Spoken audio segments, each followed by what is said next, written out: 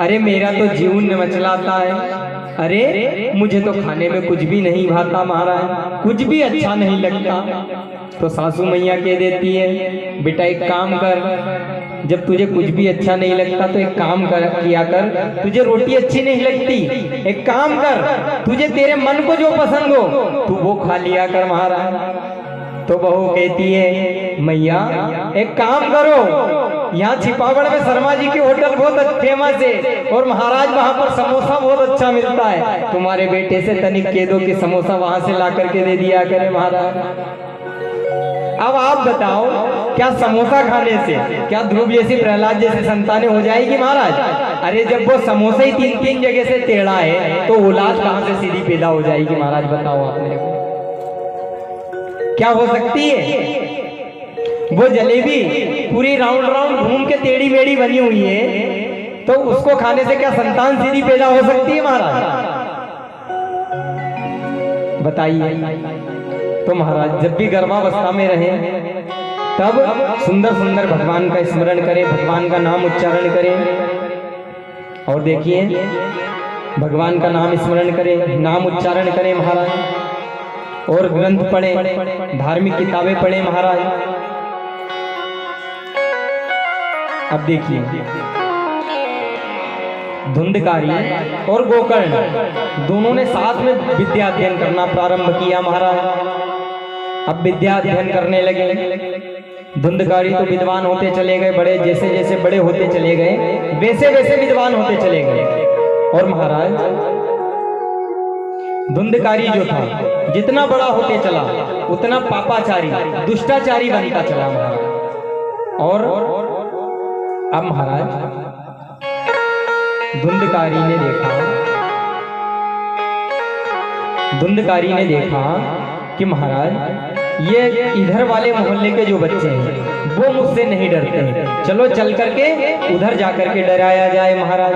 अब धुंधकारी रात्रि में डराने लगा महाराज, रात्रि में निकलने लगा आजकल घर से महाराज, और रात्रि में जा करके डराने लगा महाराज। अब कुछ समय बीता, गोकर्ण जी को काशी बनारस पहुंचा दिया गया महाराज विद्या अध्ययन करने के लिए। अब धुंधकारी घर पर अकेला था महाराज। अब उसने मन में विचार किया कि चलो आज पिताजी आएंगे शाम को घर पे, और उनसे जाकर के तिजोरी की चाबी मांग लेंगे, और तिजोरी में जो धन रखा हुआ है वह सब कुछ ले लेंगे महाराज। अब महाराज धुंधकारी ने सोचा तिजोरी में से धन ले लेंगे। पंडित जी आए, पंडित जी के पास लकड़ी लेकर के पहुंच गया धुंधकारी महाराज, और जाकर के कहने लगा, अरे पिताजी लाओ मुझे धन दे दो, जो भी धन आपने सारा धन रखा हुआ है जमा किया हुआ है वह सारा धन मुझे दे दो।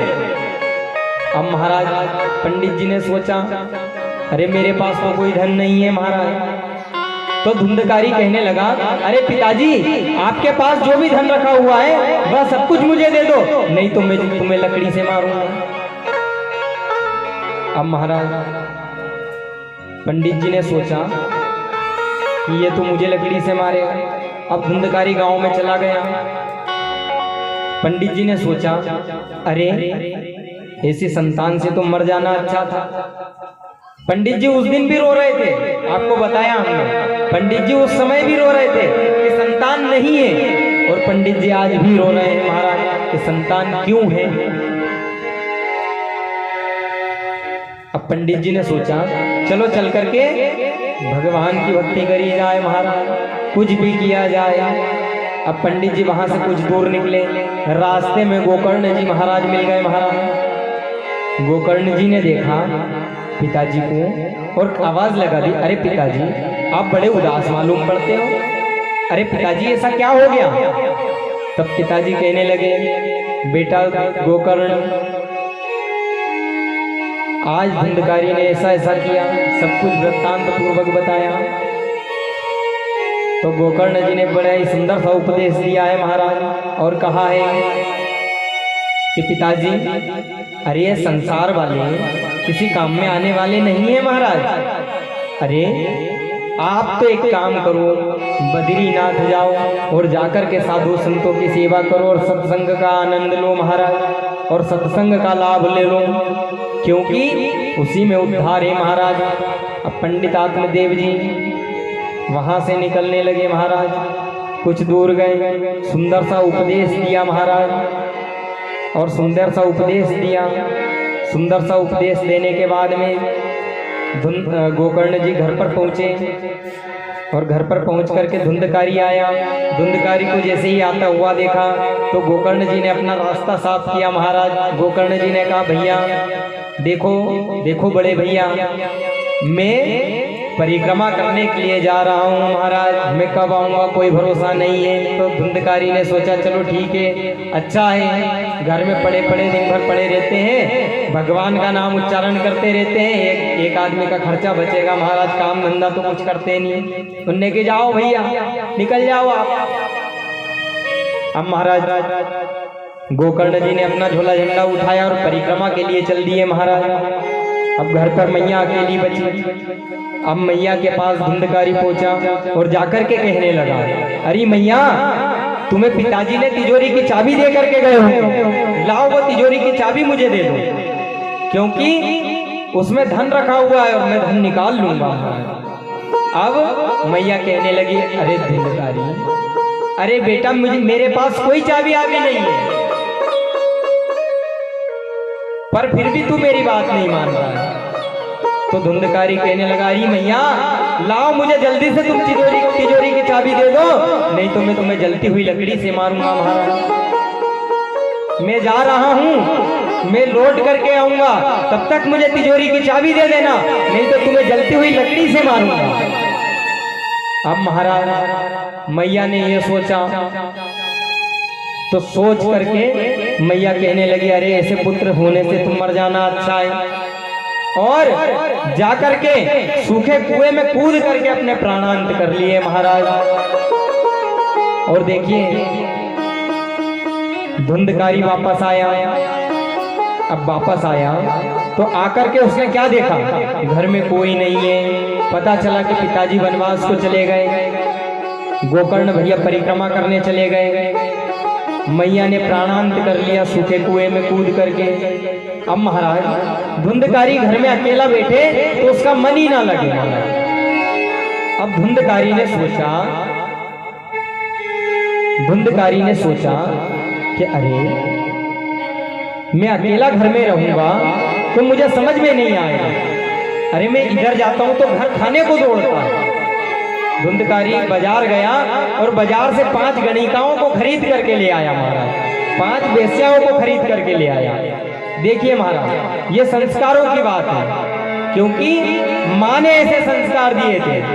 देखिए माँ बच्चों का प्रथम गुरु माना गया है, क्योंकि माँ बच्चों का प्रथम गुरु माना गया है। संस्कार जो होते हैं वो माँ से ही आते हैं, पिता से ही आते हैं। क्योंकि देखिए बालक की जब बालक 12 वर्ष का हो जाए, 9 वर्ष से 12 वर्ष तक आप बच्चे को जितने संस्कार दे सको उतने संस्कार दे दीजिएगा, क्योंकि वही एक उम्र होती है जब बच्चों को संस्कार की जरूरत होती है। उसके बाद तो 15 साल का बालक हो जाता है, उसके बाद वो पक्का घड़ा हो जाता है। अब देखिए कच्चा घड़ा होता है तो कच्चे घड़े में आप कच्ची मिट्टी उसको जैसा आकार दोगे वो वैसा बन जाएगा, मगर जब वो मिट्टी जब पक्का घड़ा बन जाए, उस मिट्टी का जब घड़ा बना दिया जाए, जब वो पक्का हो जाए तब उसको फिर आप फेरबदल कर सकते हो क्या महाराज? फिर वो आप उसको अगर फेरबदल करने की कोशिश करोगे तो वो चटक जाएगा महाराज, मगर उसमें फेरबदल नहीं हो पाएगा। तो इसीलिए महाराज माँ का जो स्थान बताया है वो सबसे ऊंचा बताया गया है, क्योंकि संस्कार देने वाली केवल माँ ही है। और माँ बच्चों की जान होती है महाराज। बताया गया है कि माँ बच्चों की जान होती है। और देखिए माँ जो होती है, देखिए माँ भले ही अनपढ़ हो, माँ भले ही अनपढ़ हो मगर अपने बच्चों को फर्स्ट क्लास पढ़ा लिखा करके ऊंचे ओहदे पर बिठा करके ऊंचा ऑफिसर बनाती है महाराज। कि भले ही पढ़ी लिखी ना होगी मगर अपने बच्चे को ऑफिसर बनाया होगा। कहा है संतों ने कि भले ही पढ़ी लिखी ना होगी मगर अपने बच्चों को ऑफिसर बनाया होगा। और हमारे संत लोग बड़ा ही सुंदर वर्णन करते हैं और कहते हैं माँ बच्चों की जाती है, माँ बच्चों की जाती है, बोलते हैं किस्मत वाले जिनकी माँ होती है, वो से किस्मत वाले जिनकी माँ होती है। तू कितनी अच्छी है, तू कितनी भोली है, माँ प्यारी प्यारी है।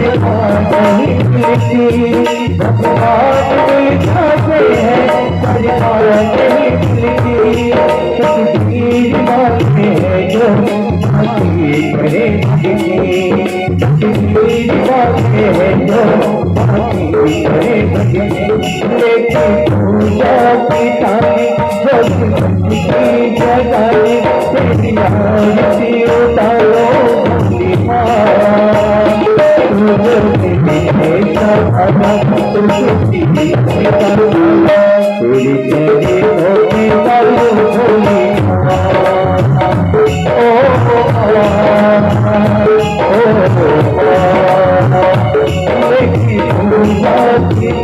Oh,